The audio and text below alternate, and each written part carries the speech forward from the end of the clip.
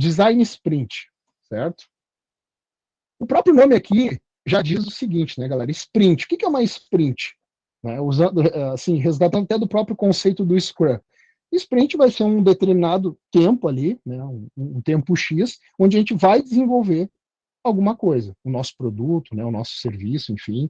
A sprint mais tradicional ali dura 15 dias, né, mas basicamente tem aquela ideia, né, até se a gente traduzir do inglês, é um tiro, assim, é um tiro curto que a gente dá, né, num determinado caminho, numa determinada faixa de distância ou de tempo, tá?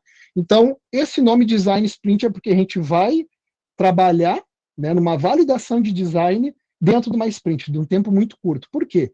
Porque quando a gente fala em desenvolver um design, né, em fazer um design de alguma coisa, não existe necessariamente um tempo envolvido nisso. Pode ser que, dependendo, né, da complexidade, dure mais ou menos tempo. Tá? E aqui já nasce esse nome assim, porque diz assim, pô, numa determinada sprint, num período curto, a gente vai conseguir fazer o desenvolvimento do design para chegar em algumas respostas que a gente quer chegar e hoje não tem. Tá? Então, um pouquinho de conceito aqui, né? Design Sprint é um método rápido para testar um novo produto e validar uma ideia com os clientes em apenas 5 dias, em uma semana, tá?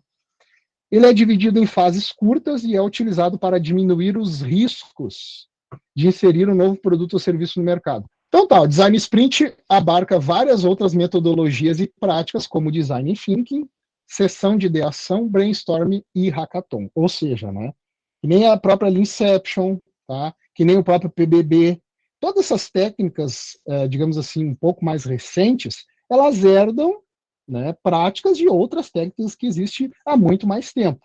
Tá? Como a gente já falou, User Story Mapping, que já é bem antiga, próprio Design Thinking, né? Ideação é uma coisa também que se usa até em várias outras áreas, né? Não só ligado em produtos. Tá? Brainstorming, como um todo, né? A parte de levantamento de ideias, enfim. Tá? Então ela reúne várias técnicas, práticas de várias técnicas. A origem, só para a gente falar um pouquinho da história. Tá? Sim, ele foi criado no Google Ventures, tá?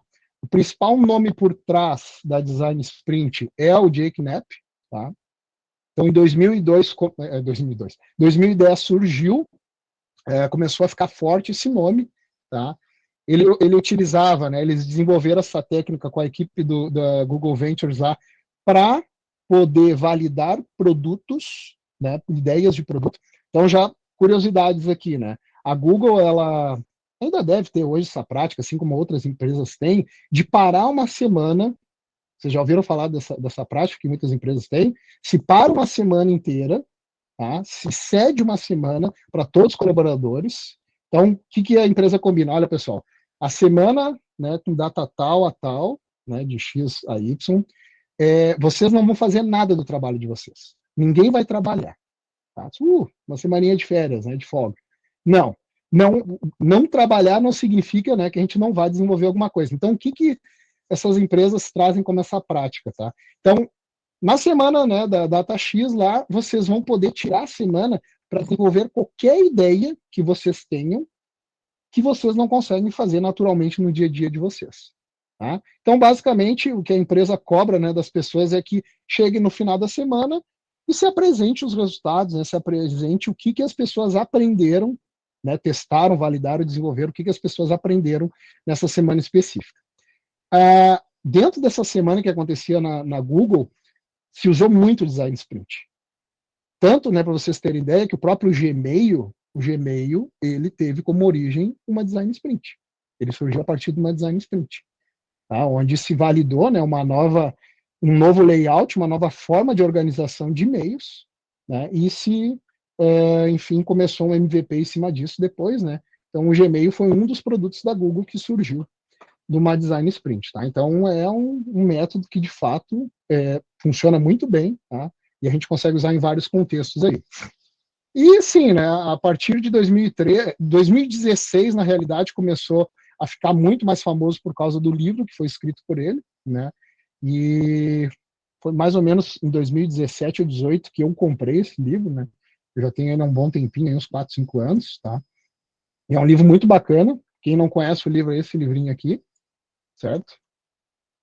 Então, o método usado no Google para testar e aplicar ideias em apenas 5 dias, um livrinho bem famoso, né? Olha que interessante. O próprio título do livro, ó, ele já remete a alguma ideia de prototipação, ó.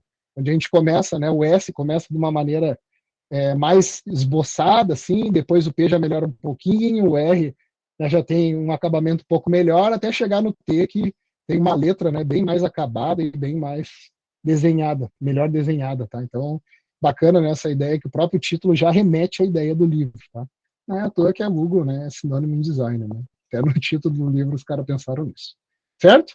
Então, sem adentrar muito na questão, né, de origens, mas nasceu na Google, o grande nome por trás é esse carinha aqui, e começou a ficar muito disseminado depois do livro que ele escreveu, tá?